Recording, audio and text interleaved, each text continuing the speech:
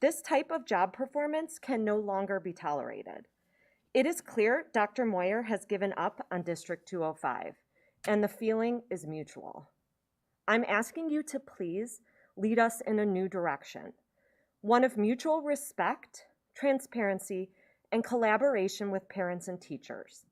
There are currently 8 assistant superintendents on our payroll who can and need to take over from the departing Dr. Moyer and get us back in full-time school now. Decisions need to be made quickly.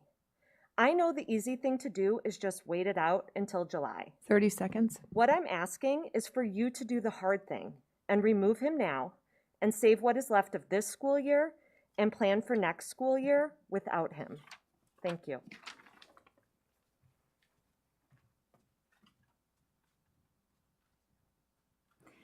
Thank you. Megan Hauregan? Sorry.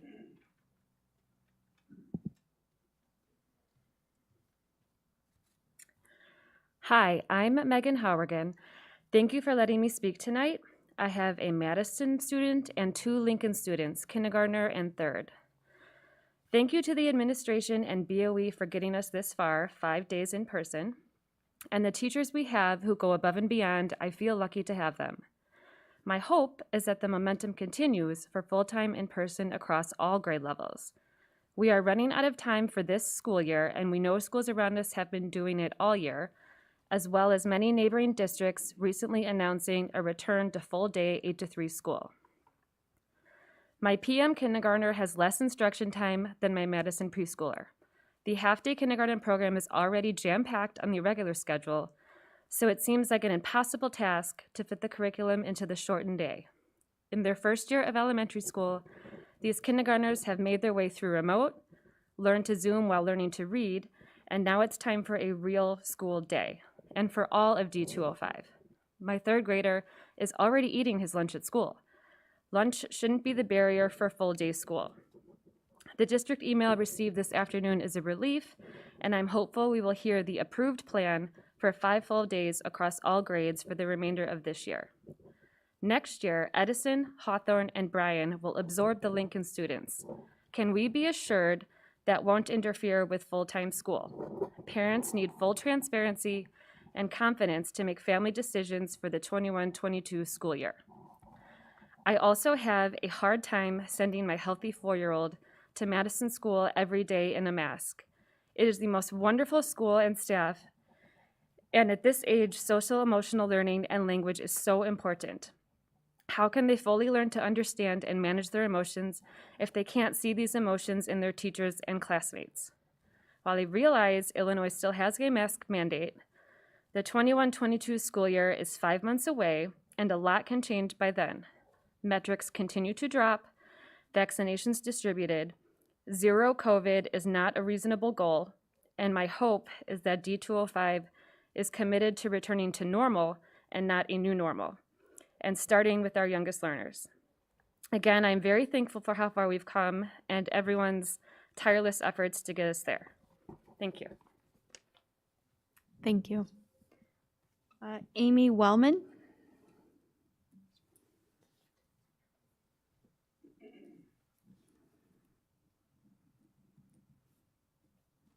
Hi, my name is Amy Wellman, and I have a 1st grader attending Hawthorne. I'm encouraged to learn that the board will be voting tomorrow on full-time, in-person school for all grade levels, and I ask you to vote yes to this plan. It is not March 2020. Vaccines are available and more effective than we dared hope. The pandemic is evolving into an endemic. You've referred to the minority of parents who do not feel safe sending their children to school. They represent a portion of the population that is paralyzed by fear and is not rationally evaluating the data.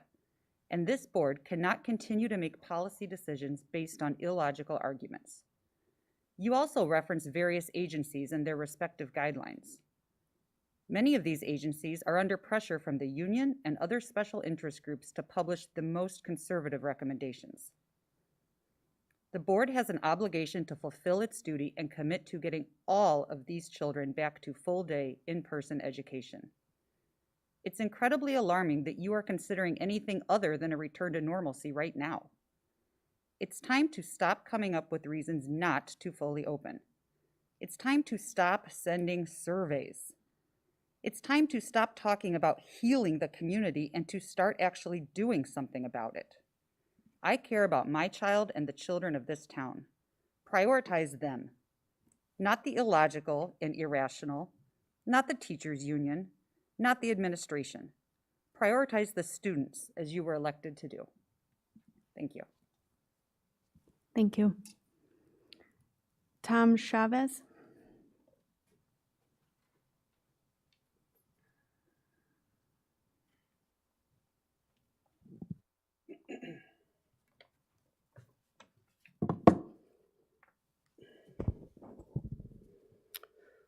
Hi, my name's Tom Chavez, and I have a sophomore at York, one child left in the district.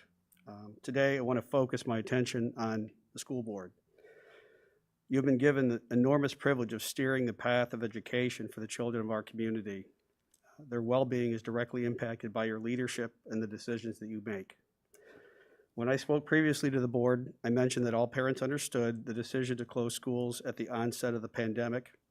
At the time, we knew very little about COVID, how it spreads, how the disease impacts children and adults. The obvious choice was to close schools and pivot to remote learning. Everybody understood that. As parents, we were all hopeful and expected that as soon as the doors closed last year, that District 205 would make a return to full-time in-classroom learning its mission-critical business, and that every available resource would be called upon to achieve that goal. An entire summer went by, and at the beginning of the school year, it was evident to everyone paying attention that there was no plan. What occurred during this year, 2020 and 2021, has been utterly shameful and unacceptable. Children are falling behind educationally, no matter how much teachers want to spin it. Grade inflation and cheating are rampant, which will be proven the next time a standardized test is given. More critically, children are suffering from mental health disorders driven by social isolation of remote learning. While children and families in the district are suffering deeply, the District 205 education machine continues to malfunction. Wartime powers have been granted to David Moyer by the board, but it is clear that he is not a wartime leader. The failure of his leadership is leaving irreparable scars in our community, and now he's off to Poughkeepsie to become their problem. I assure you, if he were in the private sector, he would have long ago been relieved of his duties. It's clear that leadership is not in his DNA. Leadership from the board has been equally challenged. Instead of standing up for its constituents, the families and children of the community, they have given into fear and bullying from the teachers union. Facts, critical thinking, and best practices from local private schools and public schools in other parts of the country have been ignored. Instead of following what other schools are doing right, District 205 has followed the path to failure. District 205 is richly funded. Teacher 30 salaries seconds. are in the 98th percentile of the state of Illinois. Our superintendent makes about $250,000 a year.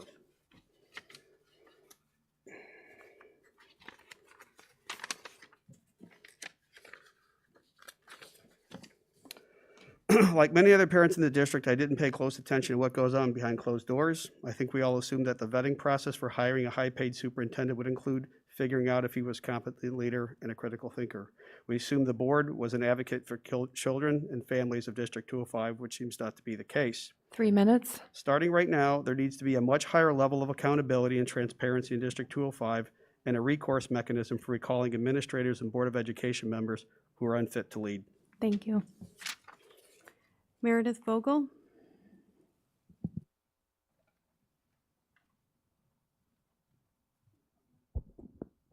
Dear Board of Education, thank you for allowing me to speak tonight. I'm here again tonight to advocate for every child in D205. We've been asking for in-person learning since the moment we left school, which marks a year ago tomorrow. I understand that the end of last year, the pandemic was early and we didn't know enough about the illness, and the reopening schools was unknown. I was supportive of your D205 plan to support your D205 return to plan that was posted last summer, even though you actually never even adopted it to its fullest extent. Since then, we've been asking for an in-person learning for our kids. Now is the time to act. We received an email today from Dr. Moyer indicating that you will be approving a plan for in-person learning tomorrow, with an April 12th start date. I truly don't understand the delay. We've been begging and pleading for months to get our kids in the school. The district continues to move the goalposts and move the goalposts again and again and again. We have a few short weeks left of the remainder of the year, and every single instructional minute counts. All students need to return immediately to the classroom 5 days a week. Full reopening of D205 is necessary in order to make up the learning loss for the last 12 months for the well-being of our students and to prove to the community that the D205 will be fully operational next year. As of today, there's only 48 instructional days remaining to the school year. We cannot delay this another month. When your saliva screening was implemented last week, it was only supported by the community with the understanding that consent meant a return to full-time education, not hybrid. Why are we doing saliva testing for the next month if they are not in person all day, every day? Our elementary kids are already going 5 days a week. Why are we not simply extending the day by an hour and a half starting next week? Our kids are already eating lunch in the school through their snack time, and it's working successfully. One of my children has not stepped into a specials classroom since the first week of December. No art, no library, no music, no gym. I chose to pull her out of electives so she could get her IEP minutes during that time. The alternative, which the school recommended, was to pull her out of core instructional time during reading and writing because we were competing against a 5-hour school day. While being pulled out is a common practice to meet IEP minutes, a 5-hour school day drastically reduces the overall instructional time for these students. The district is failing us by not allowing sufficient instructional time for our IEP kids and for all children. We've been recently informed that Bryan and a few elementary schools will be having a remote learning day in April for their elections. The state suggests that if there's 30 no other public seconds. buildings to hold elections, that school is an acceptable alternative. It doesn't, however, state that the state is okay with the district replacing in-person instruction with another remote day. This needs to stop, and we need to extend the school year by at least a day to replace the in-person instructional learning that these children in these schools are missing. Remote learning does not replace valuable instruction time. One day may not feel like a lot to you, but it feels like a lifetime for us when we've been dealing this for a year. This is just another example of inequity within our 3 district, minutes. which we're already dealing with at Bryan and Sandburg. The district needs to stop saying that you need more time. They've had a year. If nothing else, Dr. Moyer's had 1 month to plan for this, as you as board members told them in February that we needed a full day plan. Thank you. Well, time is up. Thank you. Becca Harpster.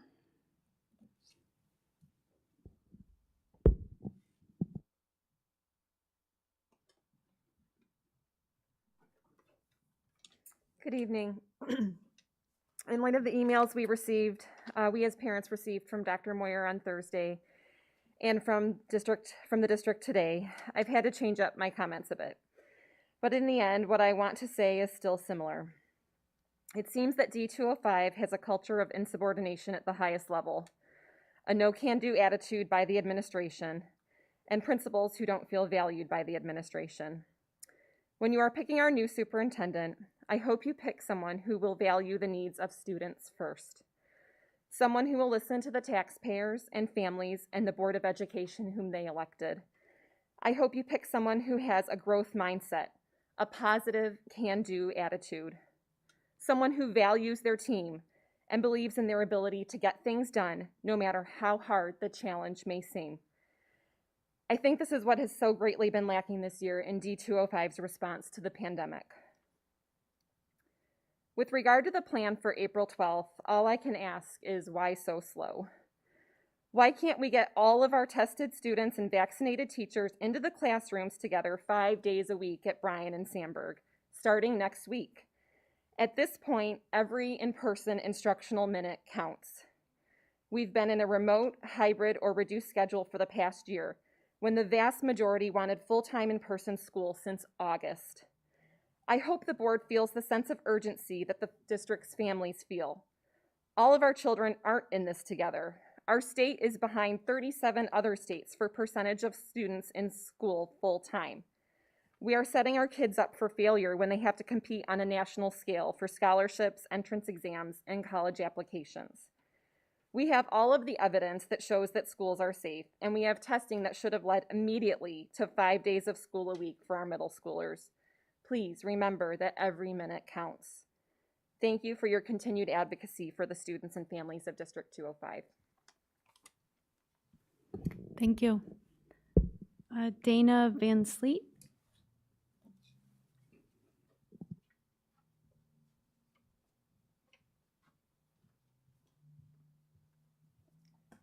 Hello, my name is Dana Van Sleet. I have a senior, a sophomore, and a fifth grader. Thank you for this opportunity to speak. I would like to express my concern with the mandatory saliva screening. You may not be surprised to know that having minors submit their bodily fluids to a school, not a hospital or clinic, in a bag with their name on it, as a requirement for in-person learning seems overly intrusive to some families in the district. I urge you to change the screening from mandatory to voluntary. The district's reason for using these unprecedented measures that goes against CDC guidelines and state guidance that it has no legal authority to do so is to prevent outbreaks. However, there are multiple levels of mitigation in place in the schools that are already proven to prevent outbreaks. According to the CDC, and I'm using the CDC as a reference here because the district used it as a credible source in its last travel and attendance update email, where it referenced their guidance and recommendations 7 times. According to the CDC, based on the data available, in-person learning in schools has not been associated with substantial community transmission. It also states that some studies have found that it is possible for communities to reduce incidence of COVID-19 while keeping schools open for in-person instruction. You can also look at the other private schools in the city that have less levels of mitigations. For example, they've been going to school full-time since the beginning of the school year. They're eating lunch at school. Some are not doing daily self-certifications, and this was before teachers and other people in the community had the opportunity to be vaccinated. And those schools in our community have not contributed to outbreaks. Since when does the school board and district make decisions based on what they think they might be able to get away with legally instead of what is ethical and makes sense given the data? According to the CDC, it is unethical and illegal to test someone who does not want to be tested, including students whose parents or guardians do not want them to be tested. Based on the reviews of the thought exchange, some parents and students do not want mandatory screening. It's unethical, and there has been no evidence to prove it prevents community outbreaks. 30 seconds. As of last night, out of over 1,000 screens, only 3 were referred to diagnostics. That is less than 1/3 of 1%. Please eliminate mandatory testing. Thank you. Thank you. Joe Qualtier.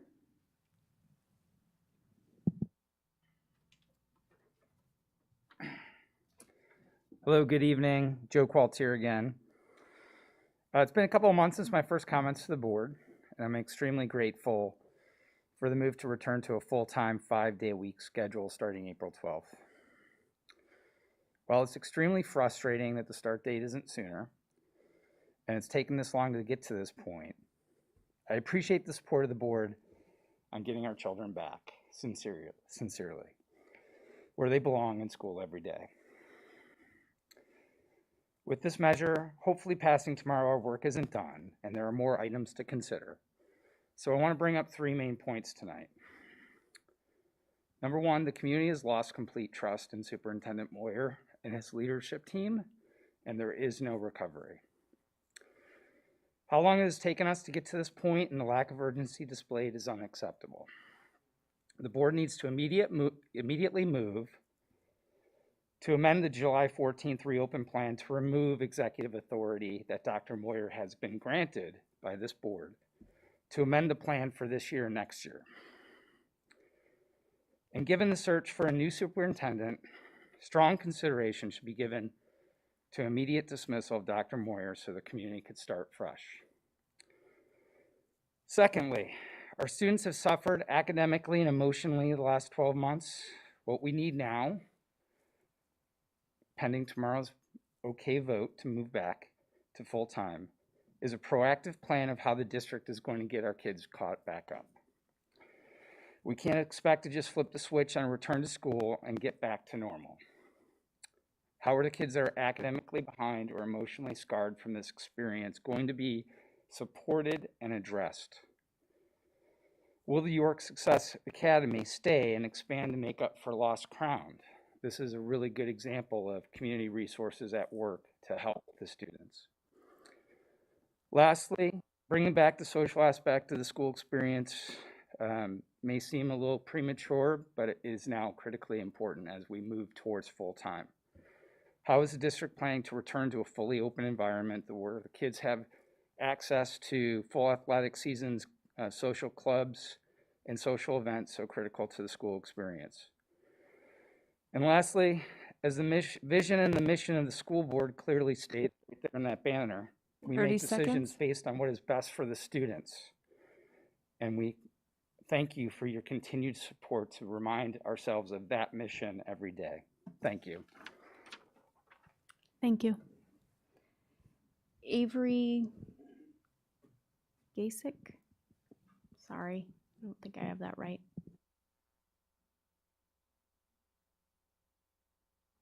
Hi, my name is Avery Gasik, and I'm a 7th grader at Bryan. Here's my story. Up until COVID, I was the happiest, most social kid around. I couldn't wait to go to school and to spend as much time outside of school with my friends. I got very good grades, and schoolwork came easy to me. But once remote school began, I started to change, and things have gotten really tough on me. I no longer have the desire to see people. I struggle to have confidence when in groups of people. I forgot what it feels like to have fun and to be social, and I've developed horrible anxiety about my grades. I spend hours and hours each day doing homework and redoing it again until it's perfect because I've realized it's the only thing I can control anymore. I struggle learning behind a computer screen, and my friends' moms have even reached out to my parents asking if I'm depressed. This isn't me, or at least this isn't the old me. But the last year has turned me into a person I don't recognize in the mirror anymore. The days I go into school, I'm a totally different person. I'm happy, I sleep well, I can't wait to see my friends. I feel like my old self again. I miss seeing my teachers' faces, I miss seeing my friends, I miss learning how to be a teenager alongside my friends who are going through the same changes that I am, and not having to wonder if it's just me that feels so awkward and isolated. I'm begging you to trust the science, to trust the thousands of schools who have sent their kids back full-time and have no problems. Every family I know wants their kids back to school full-time, and we've already following all the precautions with testing. Can we please go back to school for the 5 full days a week starting now? Please give us the last 2 full months of school to be in school from 8 a.m. to 3 p.m. It's going to take us a long time to catch back up from a learning and social perspective, so every single day counts. Most kids can't wait for school to end, but I can't wait to go back. I hope you will reconsider and send us back starting now. Thank you for listening. Thank you. Jean Hogan?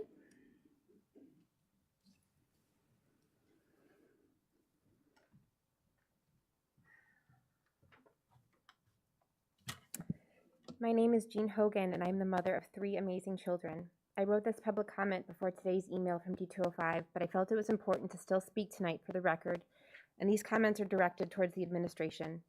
My kids love going to school, so they accept breadcrumbs from the district and will do anything asked of them from the district because they're just so happy to be off remote and back in the classroom with their friends and teachers.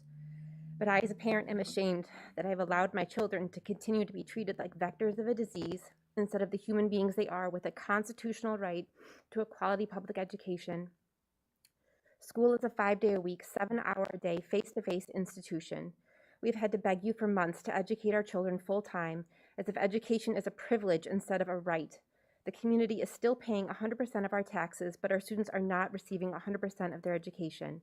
All we are asking for is 7 hours a day, 5 days a week for all grade levels starting immediately. This seems extremely reasonable considering D205's low positivity rate, vaccinated teachers, saliva screening, the $1 million D205 received from the CARES Act, and the $5 billion coming to Illinois schools from Biden's stimulus. The data has been abundantly clear. Schools are safe, kids are not at risk for serious illness or death, and vaccinations have been made available for anyone at high risk. Who are we even protecting anymore? We all know that the only reason kids are not in school full-time has nothing to do with safety and everything to do with legal, insurance, and irrational fear. My middle child will be in 2nd grade next year and has never had a full day of school. This is unacceptable. 2 weeks to slow the spread to not overburden hospitals has turned into a year of excuses keeping our kids out of public school. A group of scientists working to open schools wrote last week, keeping schools closed or even partially closed based on what we know now is unwarranted, is harming children, and has become a human rights issue. There are only 49 instructional days left in the D205 school year, and our students have yet to be full-time in person, while all 4 private schools in Elmhurst have been open full-time since last August. All I've heard from the administration is excuses and goalpost moving. The students need to be back full-time immediately, not April 12th. In April, there needs to be a plan and commitment for back to normal school next year. No remote, no quarantines, no masks, no saliva screening. Zero COVID is an unrealistic expectation, and we need to learn to live with COVID, just like we have all the other infections and viruses that we encounter in life. We all have to acknowledge that walking out the door is not a zero-risk proposition. 30 seconds. We must shift our mindset from zero risk to a level of reasonable risk. It has been 1 year. Children have sacrificed their education and more in order to protect adults. We've asked the group with the lowest risk to sacrifice the most, and they have sacrificed long enough. Basic normal school is the remedy here. We can't give this time back to our children or reverse the damage that has been done, but we can start rectifying right now with reopening the schools full-time immediately. Thank you. Thank you. Okay, that's all I have on the list. All right, how many written comments? There are 5 submitted written comments. Okay, and as a reminder, those are posted on the website. Okay, so with that, the board is going into closed session for the rest of the evening. We will reconvene to open session, but there will be no action taken. If I could have a motion to go into closed session, please.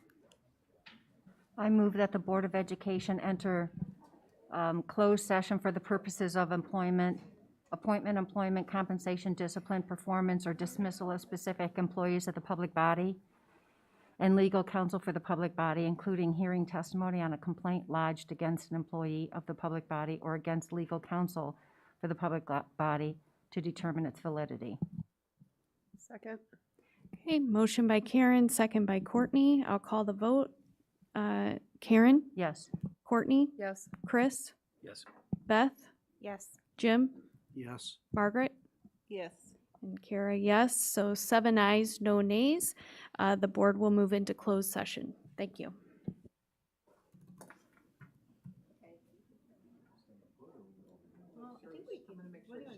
Yeah. Thank you. Stop and unplugged.